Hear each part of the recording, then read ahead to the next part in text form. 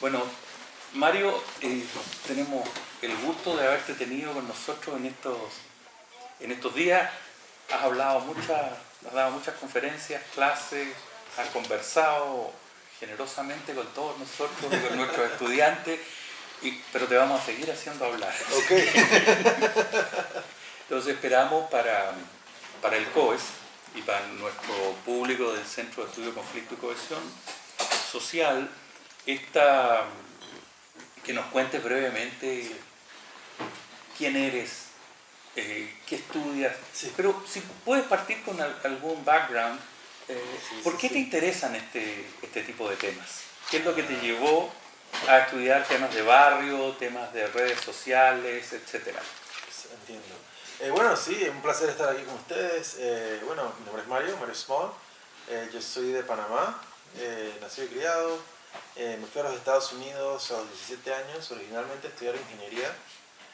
Y bueno, en el pregrado tomé unos cursos interesantes acerca de las ciencias sociales, la filosofía, la teoría social, y me quedé interesado en hacer eso en el estudio de posgrado y estudié sociología para mi doctorado. Bueno, ¿Dónde hiciste el doctorado? en la Universidad de Harvard. Ah. Entonces de allí enseñé en la Universidad de Princeton, estuve ahí un buen tiempo, luego de ahí a la Universidad de Chicago y luego acabo de regresar a Harvard hace como 4 o 5 años. Entonces, bueno, los intereses, es difícil siempre decir, ¿no? Exactamente dónde sale un interés. Yo te puedo decir, te puedo echar un cuento y te puedo decir algunas cosas que definitivamente tuvieron su papel, ¿no? En el desarrollo de mis intereses intelectuales, pero la verdad es que vienen de muchas partes. Las redes sociales, yo creo que parte tiene que ver con el hecho de que soy inmigrante en los Estados Unidos. Y como decía el gran Edward Said, el inmigrante siempre, especialmente el inmigrante intelectual, siempre es un poco desconectado de la sociedad local. Y para mí en la filosofía de Said eso era importante, esa mentalidad de desconexión era importante para poder observar objetivamente. Sí. Sí. Algo que también está en Simmel, cuando habla del extranjero, ¿no? Exactamente. Es la misma idea. Exactamente, en George Simmel es una similar idea, exacto. El extranjero tiene como una perspectiva que el local no tiene. Y para mí que ese tipo de influencias me afectaron mucho, me llegaron a afectar en el sentido de que me interesó mucho las relaciones interpersonales. Entonces, parte de lo interesante de esto es que yo no estudié las redes sociales en el posgrado. El estudio formal de las redes sociales para mí empezó mucho después. Ajá. Es más, ya tenía la permanencia. Había escrito el primer libro, estaba en el proceso del segundo. ¿Tu primer libro fue sobre quién entonces? ¿Fue Sí. basado en tu tesis doctoral? Sí, correcto. Mi primer libro fue basado, el libro se llama Villa Victoria. Fue un estudio es un estudio urbano. Fue un estudio de una barriada en la ciudad de Boston, una barriada principalmente puertorriqueña. Por eso que se llama Villa Victoria, a pesar de que estoy en Boston. Yo te cuento que también en Santiago tenemos una población La Victoria y que ¿sí? la historia es más o menos semejante. ¿Cómo salió el nombre? Por eso, porque lograron el derecho a quedarse en esos ¿sí? terrenos que ocuparon ilegalmente. Muy parecida. Claro, tiene mucho... Sí. Cuando yo leía esto me daba cuenta que había un parentesco porque le pusieron La Victoria. Es una historia que te la puedo contar después, yo también he escrito sobre eso, pero simplemente tiene mucho parecido. Sí, tiene mucho parecido. En la ciudad de Boston, bueno, esta fue una barriada en la cual vivían muchos latinos en los 60s, en los 70s, y los iban a echar para derrumbar todo y crear condominios de clase media y clase alta. Y entonces lucharon, se organizaron a hacer los developers, ¿no? Desarrollar la barriada ellos mismos y ganaron. Y por eso le pusieron el nombre, ¿no? Villa Victoria. Qué cómico, ¿no? Sí, me imagino que habrá muchas Villa Victorias en el mundo. Seguro. Muchos estudios de la Victoria, ahora me voy a pensar. Sí, en Santiago hay un par, pero hay una que es tradicional. La Victoria. La Victoria, y que también ha pasado por un periodo de decadencia posteriormente, como tú muestras ahí, Exacto. pero que tiene esos recursos, el recurso a la historia, a una Exacto. cultura de organización común, a la autonomía, que es muy interesante. Sí, tiene muchos paralelos. Se pueden trazar muchos paralelos. Sí, la voy a tener que buscar, la Victoria. Sí, entonces, bueno, eso fue lo que estudié.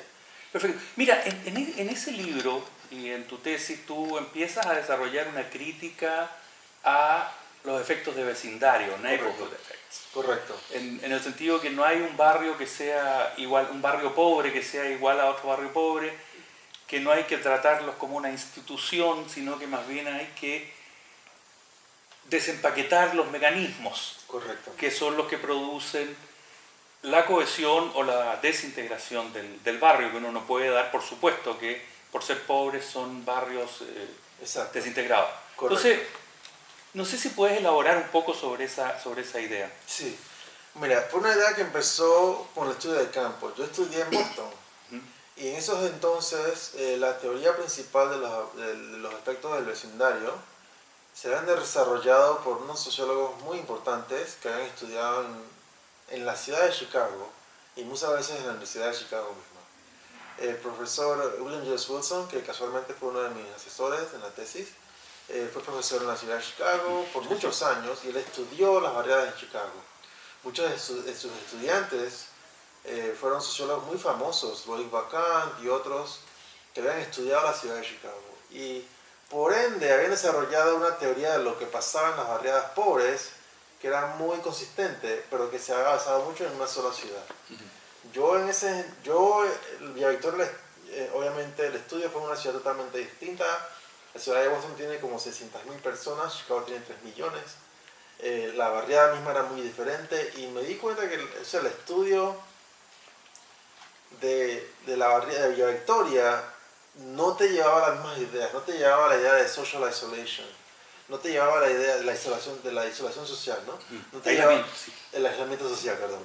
No te llevaba a la idea del deinstitutionalization, esta idea de que no hay guarderías y no hay supermercados y no hay bancos, no era la misma cosa. Entonces, obviamente, hay mucha gente que te mira a Boston y dice, bueno, Boston es especial, o Villa Victoria es especial, esta barriada es de latinos, de afroamericanos, se llama Villa Victoria, una lucha, tiene esta historia, pero a mí me parecía que el punto no era que Villa Victoria era un lugar especial, el punto más importante es que habíamos desarrollado unas teorías bastante complejas en base a un par de ciudades.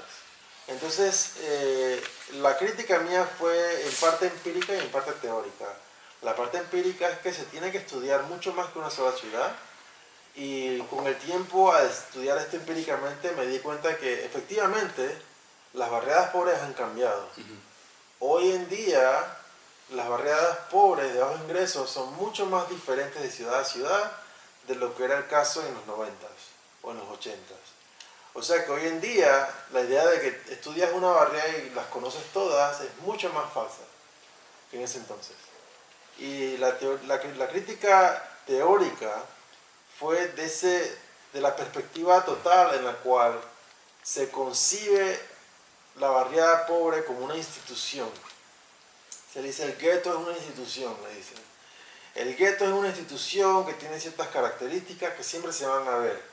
Siempre va a haber poca población, siempre va a haber un montón de violencia, siempre van a haber escasos recursos económicos y institucionales. Esta idea del gueto de esta institución originalmente se había desarrollado en el estudio de los guetos de los judíos en Europa. Y se había retomado esa concepción del gueto a estudiar lo que estaba pasándole a los afroamericanos en los Estados Unidos. Por mí me parecía que esa concepción del gueto mezclaba un montón de cosas que a veces se ven juntas, pero muchas veces no. Y por ende la crítica de la teoría fue que esa mentalidad del gueto nos ocultaba más de lo que nos ayudaba a descubrir. Por eso fue que yo empecé a estudiar, vamos a estudiar los mecanismos mismos por los cuales vivir en este tipo de barriada te afecta la vida, en vez de imaginarnos que como estás en una barriada pobre, estás en un gueto y sé exactamente lo que te va a pasar. Para mí que esa perspectiva no da claridad al tema. Exacto. Dentro de esos mecanismos tú le das una gran importancia al tema de la cultura. Vale decir, bueno, tu trabajo siempre es polémico, aunque con gran elegancia, porque yo encuentro, porque claro, porque pones las ilustres tradiciones. Chicago tiene la ilustre tradición y me encanta en sociología Chicago. Urbana, de donde Park, Burgers. Es muy importantísima. Claro, hasta William Julius Wilson, que en esa época era como la culminación de esa misma escuela, y claro, y tú llegas y dices, mire, la verdad, Chicago no es igual al resto, etcétera. Entonces, ¿verdad? Pero igualmente con esta idea de la cultura de la pobreza, que está asociada también a la desorganización social, pero también estaba Lewis, que tenía esta idea de que los pobres reproducen su pobreza a través de una cantidad de prácticas, creencias, normas, etc. Exacto. Idea que tú también criticas. Correcto, correcto. Y por el contrario afirmas que hay otros elementos de la cultura que importan y son los que ayudan entonces a obtener logros como los que obtiene este barrio, que es finalmente no ser demolido, arrasado como la parte italiana de la que estudió Gans en otro momento. Exactamente. Sino que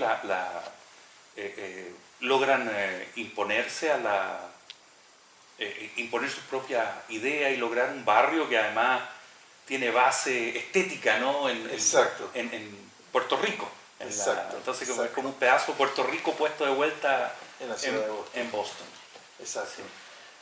Correcto. Y esto me parece bastante importante. Mira, esta teoría de Oscar Lewis, que está incorrecta, que es una perspectiva en la cultura, en la cual la cultura es como que un lifestyle, y es todo.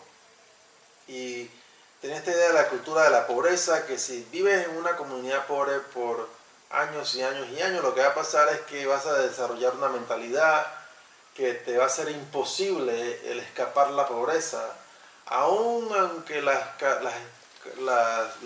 factores estructurales que te causaron la pobreza en la primera instancia cambiaron. Entonces esa perspectiva para mí que está incorrecta por muchas razones. Primero, que empíricamente se ha demostrado que no está muy correcta. Segundo, que es una perspectiva en la cual uno no tiene exactamente claridad de qué es la cultura. La cultura resulta ser todo lo que no te guste de una población, y hasta las cosas que no se ven necesariamente en tu población, porque tú te imaginas que están en esa población. Entonces, para mí que eso había que criticarlo, pero lo que me parece importante es que no se tiene que criticar eso y por ende criticar toda percepción de la cultura. Si la cultura se sabe que afecta las decisiones, si la cultura no tuviera ningún papel en la vida cotidiana, no habría necesidad de departamentos de antropología, porque eso es lo que estudian. Entonces me pareció, ¿cómo se estudia esto de mejor manera? Darle la sensatez y la sensibilidad requerida para estudiar esto bien. Entonces a mí me parece que lo que pasó en Villa Victoria, que importaba mucho, era no solo los cambios, o sea, el ímpetu y la política, sino también a pasar de los años, una perspectiva al barrio mismo. O sea, la cultura afectó no de manera de valores tanto, sino de manera de percepción.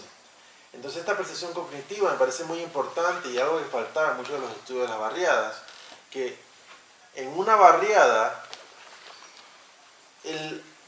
la manera por la cual tú concibes la barriada te va a afectar qué es lo que haces en la barriada, cuándo quieres escapar de la barriada, cuándo quieres participar, y esa percepción es totalmente cognitiva y se debe estudiar. Sí, ahora, si yo interpreto bien lo que dices, este momento de los años 60, cuando logran movilizarse colectivamente para obtener de la agencia que estaba encargada que iba a demoler el barrio, pero logran obtener una remodelación y un mejoramiento sin que los echen del barrio y lo vuelven a poblar, se convierte en una especie de mito fundante de la comunidad. Correcto. Y tú después recalcas, porque esta cultura no está ajena a las redes sociales que existen en el barrio, pero que son redes que son movilizadas por unos pocos líderes que son muy eficaces en restablecer o actualizar ese mito en algunos momentos. Yo no sé si tú estarías de acuerdo con esa interpretación. Es que el papel de las redes en el mantenimiento del mito, como exactamente, me parece interesante. No lo había visto exactamente de esa manera, pero me parece que está correcto. O sea, hubo líderes y tenían redes muchas veces familiares a los líderes originales. O sea, mucha de la gente que hoy en día en la barriada repite el mito, como quien dice, no solamente son los líderes nuevos, sino son los hijos y los nietos y las sobrinas y los sobrinos de los líderes originales de la barriada. Y entonces en ese canto, pues claro, me parece importante esa red, esa conexión, porque esa conexión es la que te da, esa es la conexión por la cual se transmite la cultura, ¿no? Las tradiciones de la cultura oral siempre hablan de esto, la importancia de la relación familiar en mantener esta historia, este mito, que resulta ser importante para motivar a las nuevas generaciones. De acuerdo. Sí, mira, hay una cosa que yo no me resisto a preguntarte, pero que es comparando un poco con Chile o con América Latina. Pues si hubiéramos estado haciendo un estudio, bueno, se han hecho estudios de este tipo en América Latina, y uno no puede caminar 2 pasos sin encontrarse con el clientelismo político. Y es un elemento que en tu relato está ausente. Correcto. Entonces no sé si tienes alguna, sé que es una pregunta de improviso, pero si tienes, podemos contar con el beneficio de tu especulación sobre eso. Sí. Bueno, hay algo de eso. Pero la verdad es que el clientelismo, el papel no fue tanto en lo que concierne a la política general de la barriada, sino en la política personal. ¿A quién le salía un apartamento? Porque esos apartamentos hoy en día son muy codiciados, porque están en el centro de la ciudad, siempre estaban en el centro de la ciudad, en un área general que es muy codiciada en la ciudad. Los condominios cuestan más de $1 millón en el área, o sea, a la vuelta de la esquina, ¿no? De la barriada. Entonces, porque está todo ahí, restaurantes, la ciudad, todo. Y mercados públicos y qué sé yo. Entonces el clientelismo se apareció en lo que concierne a quién le sale el apartamento, a quién le dan la ayudita, cuando le sale algo, pero no hizo papel grande en lo que concierne al movimiento político del barrio en general. Y la verdad es que no he pensado mucho en el porqué. Me parece que parte fue, o sea, la etapa, la cultura en general cambió. La barriada se construyó en los 70s, ya para 1980 se había concluido. En los 80s en los Estados Unidos vino la era de Ronald Reagan. Así es. Que entre otras consecuencias para el barrio se le cortaron muchos de los presupuestos del mantenimiento de las barriadas. Muchos de los líderes se fueron, se murieron. El país en general desarrolló una política en la cual la movilización política de la gente joven había bajado, entonces cambió todo. Y entonces lo que pasó en los 90 fue como que el reinicio. Entonces los que tenían la conexión personal se reiniciaron, pero en lo que concierne a la política general había cambiado mucho la barriada. Perfecto. Ahora, para cerrar un poco la conversación sobre este libro, tú cierras con un capítulo sobre capital social. Sí. Que era un concepto que en ese momento yo creo que estaba en su punto más alto, el Banco Mundial lo había adoptado como el lazo perdido, el vínculo perdido, ¿no? Exacto. Entonces, tu perspectiva es muy original, encuentro yo, respecto de la manera en la cual tratas el capital social, porque discutes ese supuesto de que los pobres no cuentan con ningún tipo de capital social, pero junto con explicar un poco esto, no sé qué mirada tienes hoy día, 15 años después, sobre ese tema del capital social. Buenísima pregunta. Y te puedo decir que con el tiempo he usado el término, la idea del capital social menos y menos. Y fue por varias razones. Primero, o sea, obviamente la idea del capital social sigue siendo muy importante. obviamente la idea de que hay recursos que se obtienen solamente por las redes sociales es importante.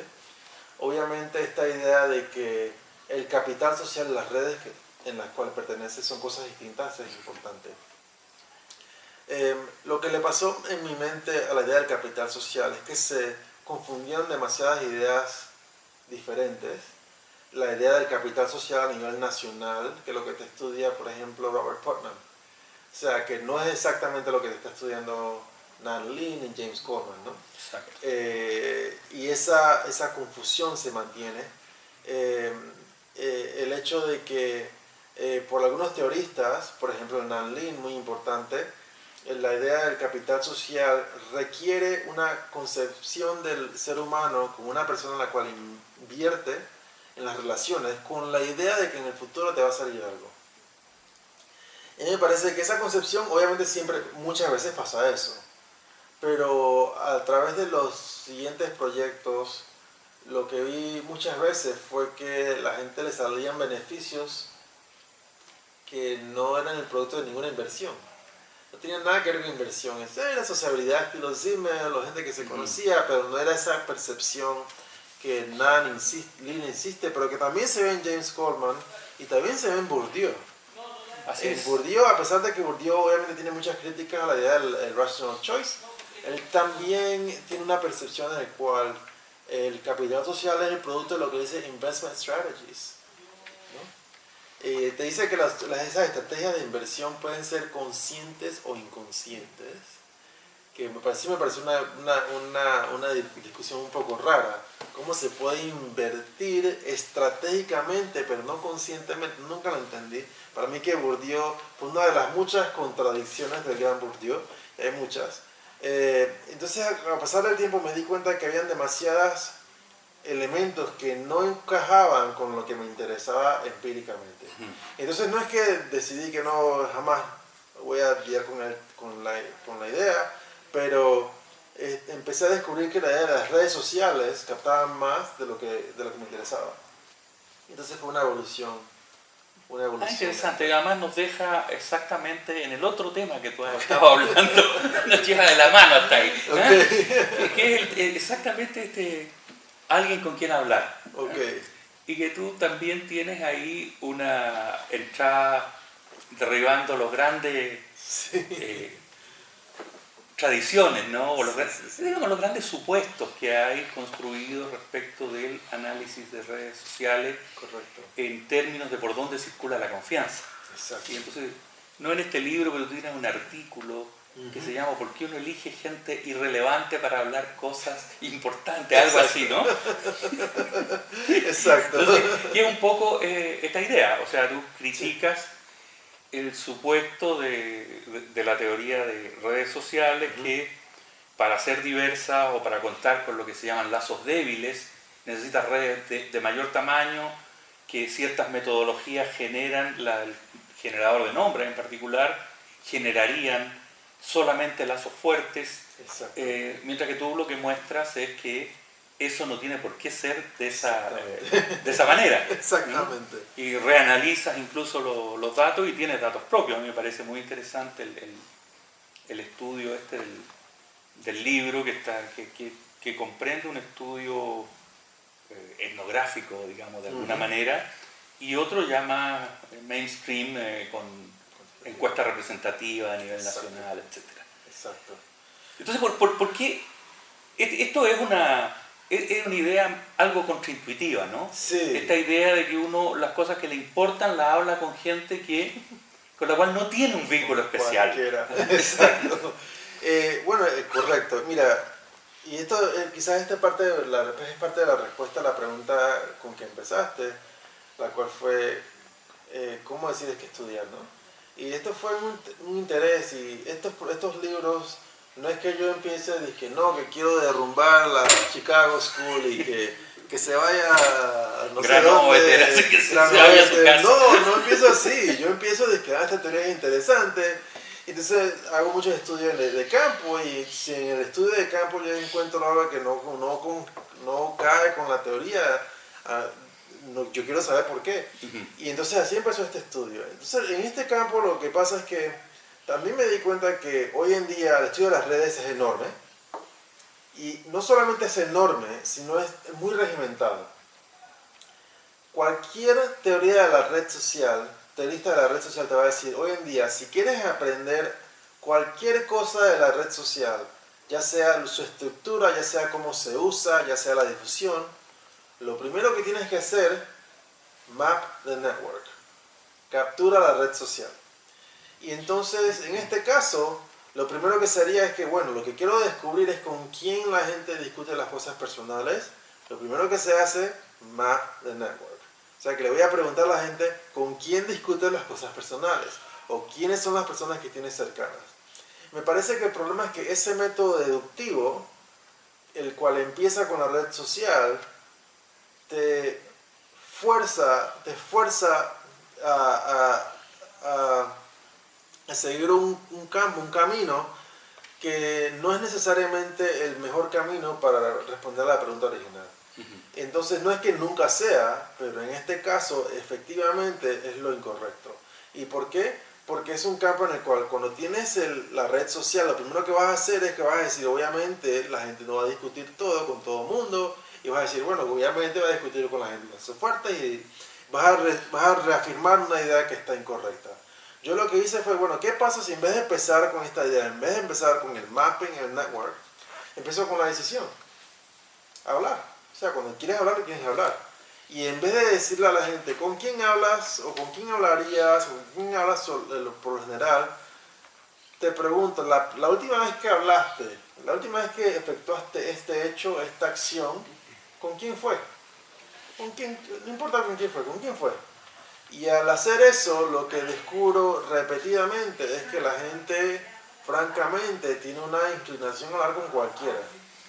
No todo el mundo, y no es cualquiera literalmente, pero habla con una cantidad de personas, una calidad de personas mucho más amplia de lo que uno se imagina teóricamente. Entonces, este fue un proyecto en el cual la idea empírica de descubrir con quién habla la gente también fue una oportunidad para estudiar una cuestión teórica, que es la cuestión de cómo se estudian las redes sociales. Me parece que esa pregunta teórica es obviamente importante por razones mucho más del temita este de con quién uno decide confiar algo importante, porque te llega una percepción más amplia de lo que son las redes. Sí, pero ¿cuál sería tu explicación? Por ejemplo, tú estudias acá estudiantes de doctorado, de Sí, posgrado, ¿no? Exacto. El criterio por lo cual lo seleccionaste me parece algo... La vida es horrible. Un poco cruel, digamos, porque estás buscando personas que estuvieran sometidas a mucha tensión, mucha crisis, muchos problemas. Exacto. Y eso se encuentra con gran probabilidad en los estudiantes de posgrado.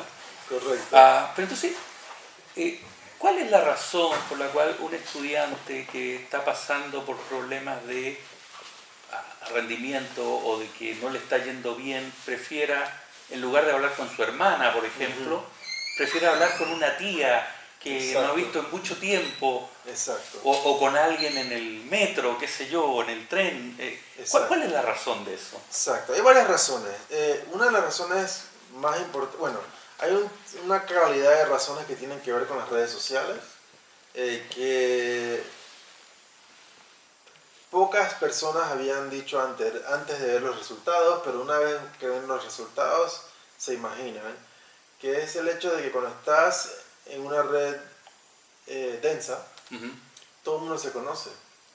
Y si quieres hablar de algo privado y se lo dices a una de esas personas, todo el mundo te lo va a saber. Y por motivos de prestigio social, o por motivos de que te dé pena, o por motivos de mantener la calidad de las relaciones, por motivos de no perder las relaciones, la gente evita discutir a cosas personales con esta gente que está metida en la densidad de una red cercana y densa. Pero me parece que hay otra razón que tiene mucho más que ver con las relaciones interpersonales, que no había pensado y no había descubierto hasta hacer el libro. Esto jamás lo había leído, esto lo descubrí con las entrevistas. Y fue el hecho de que las relaciones cercanas tienen el multiplexity, son multiplexas. Sí, sí, múltiples o... Múltiples, no sé cómo es un tema... Multipleja tendría que ser, ¿no? No solamente complejas, sino sino como múltiple y complejas. Sí, exacto, sí, debería ser.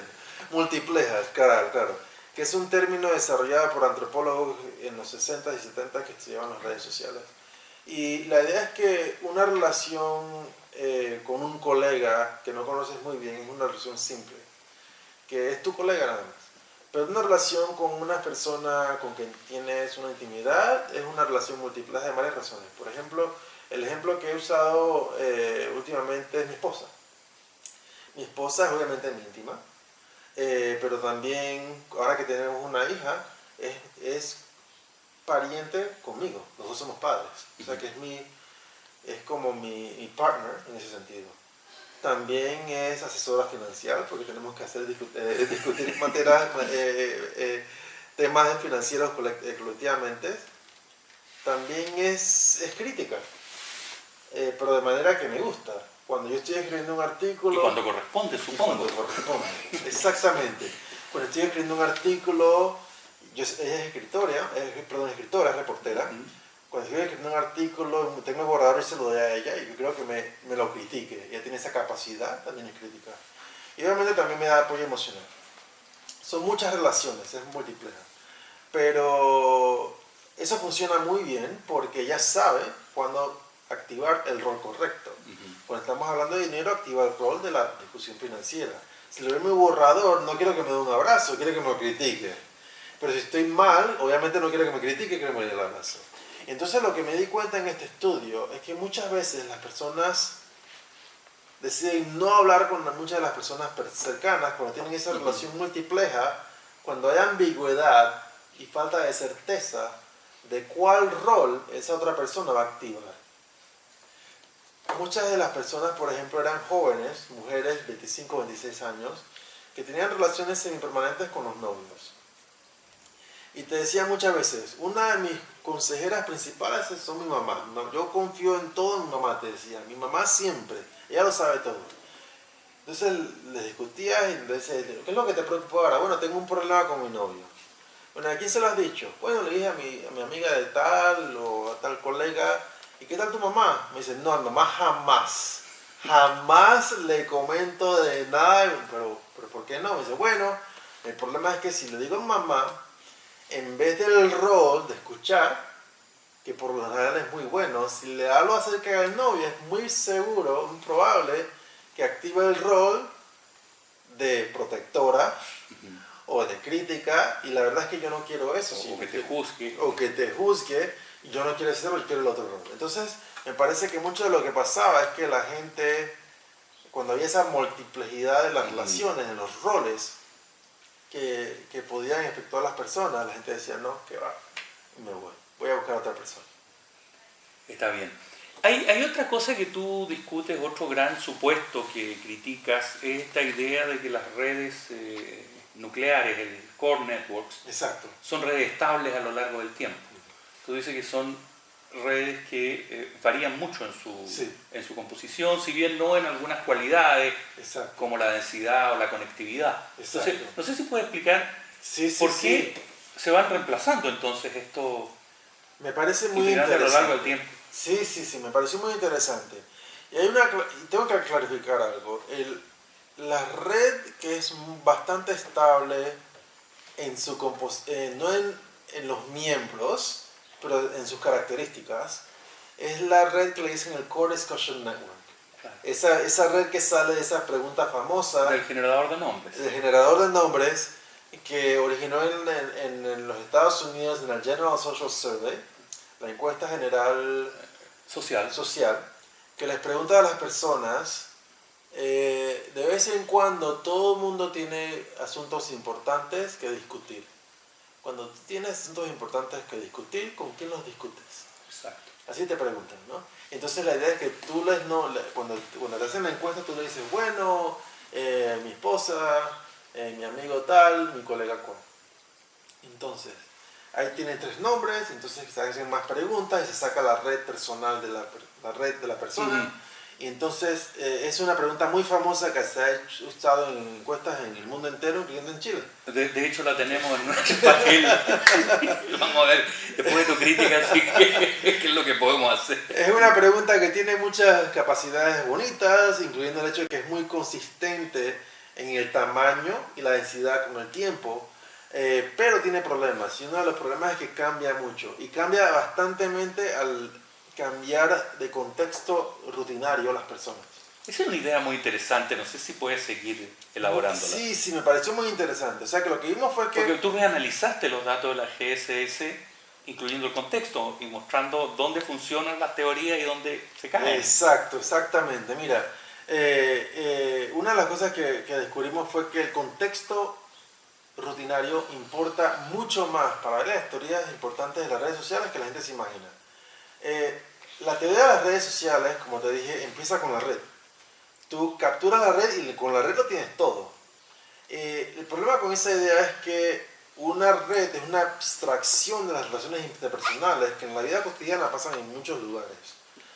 Si tú me preguntas quiénes son mis amigos cercanos, yo te voy a dar una respuesta, pero la respuesta que te voy a dar va a incluir a un montón de gente en un montón de partes de mi vida.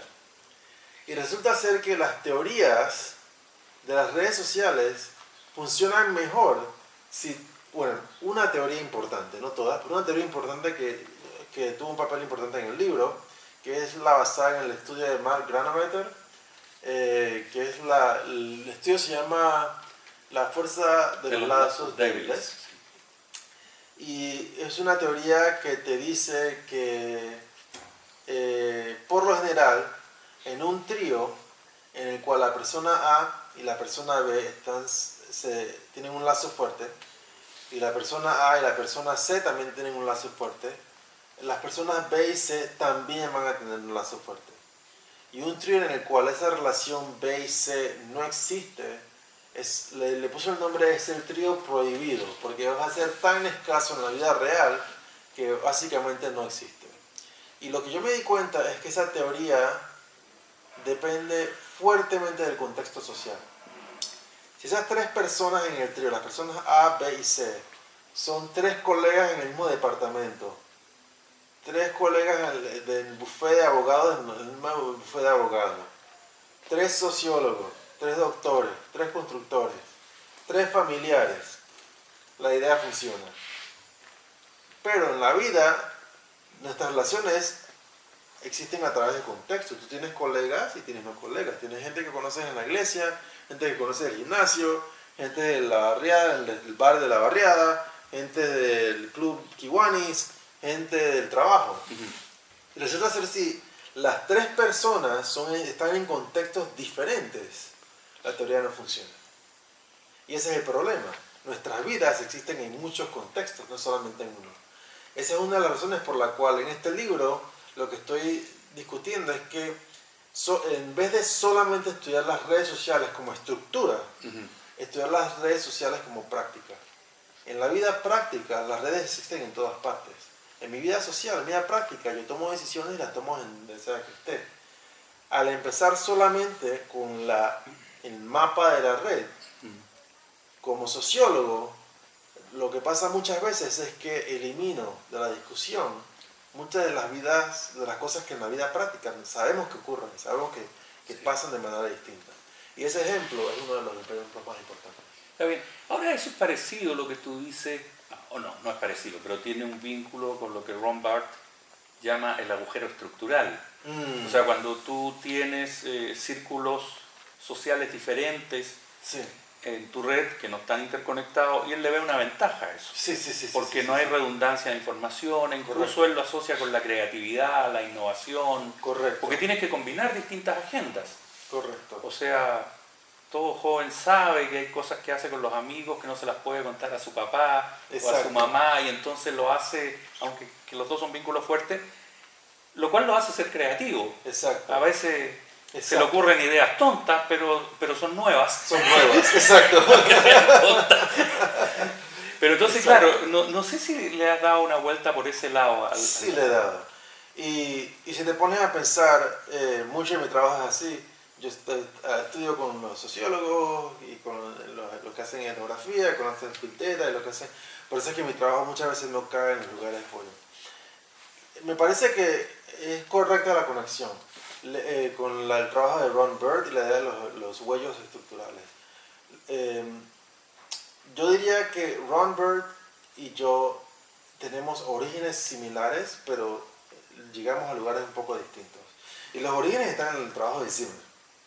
Obviamente Simmel, no solamente en la idea de Stranger, como comentabas, sino también en la idea de las relaciones entre tres, y hay un montón de ideas que tienen mucho que ver con nuestro... Y el overlapping, que es lo que estás describiendo ahora. Exactamente. Cross-cutting social circles, como dicen.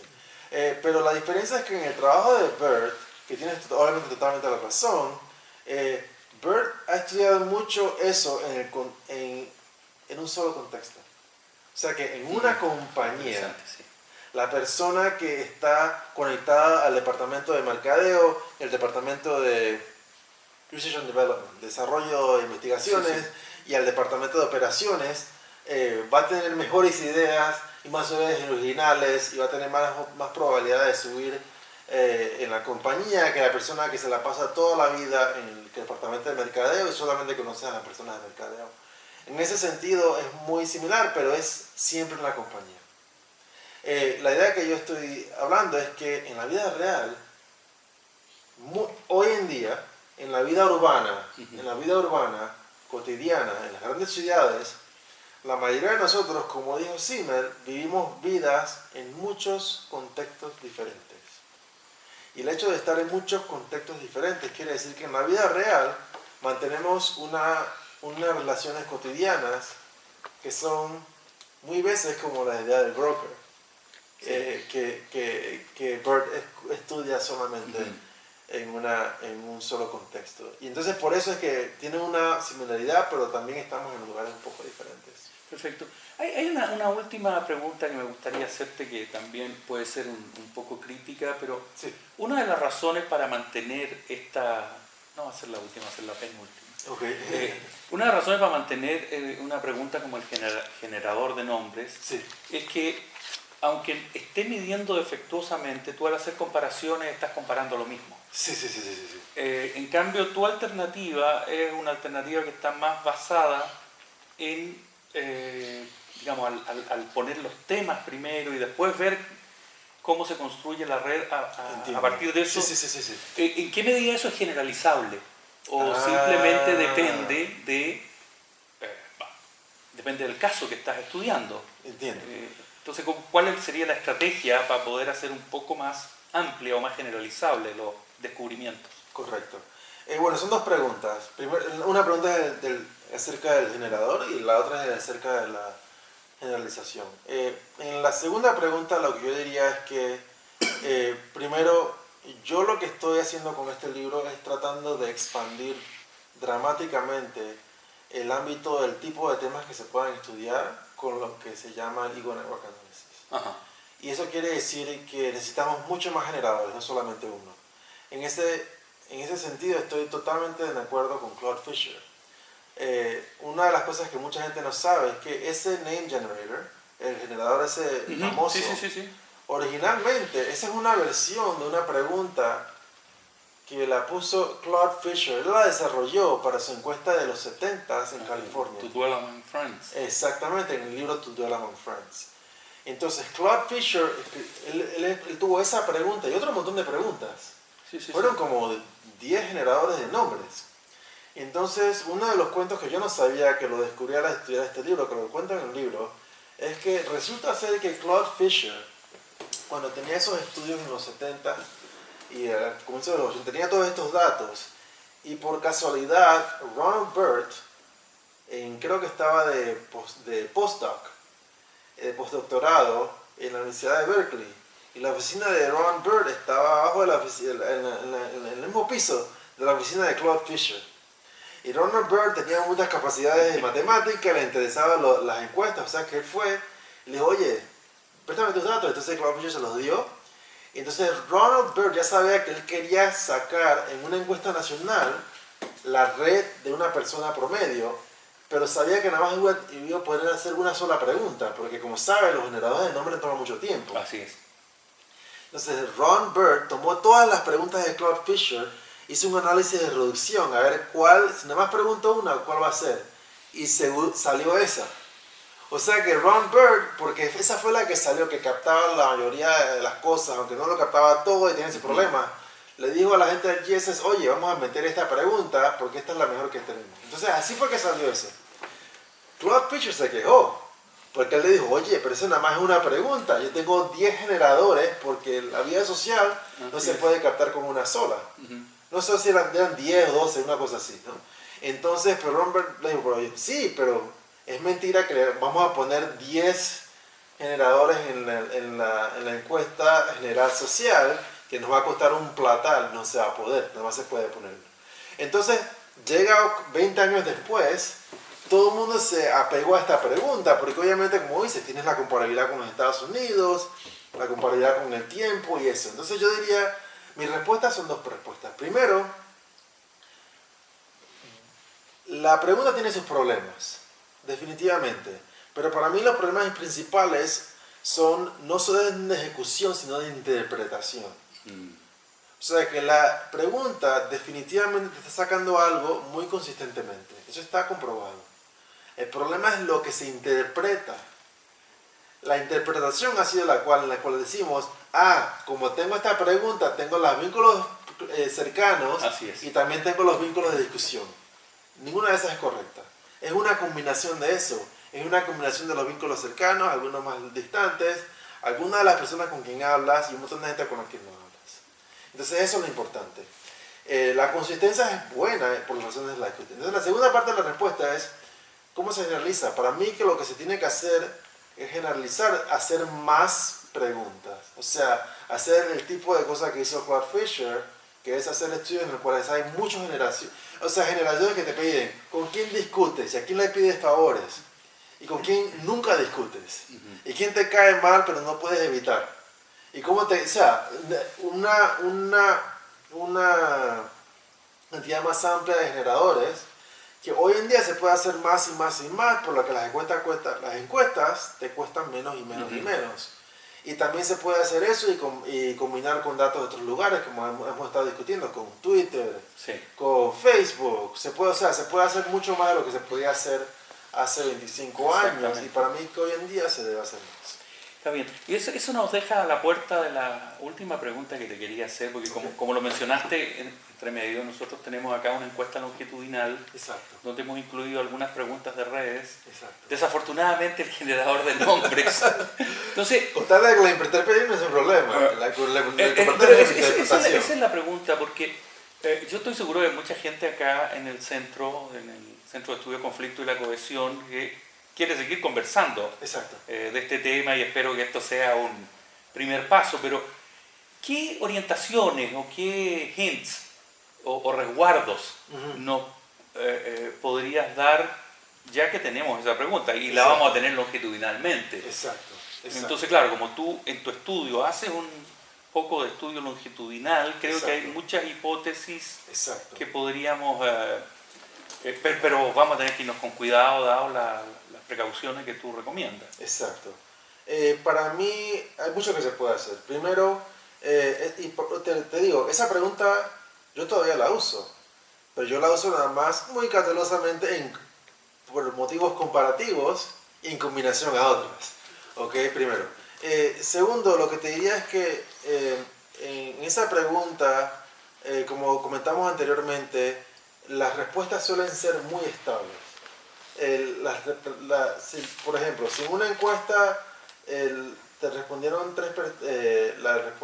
tamaño de la red de 3 o 4 personas, te van a seguir saliendo 3 o 4 personas. Y si la densidad promedio es 0.6 o 0.3, va a ser como 0.3, me imagino, va a seguir siendo 0.3. Entonces, una de las cosas más interesantes que me parece es que si cambia eso, definitivamente te sale algo. O sea, si ves que te cambia de 0.6 o de 0.3 a 0.2 a 0.1, ese dato me la creo. Porque esa pregunta definitivamente que es estable.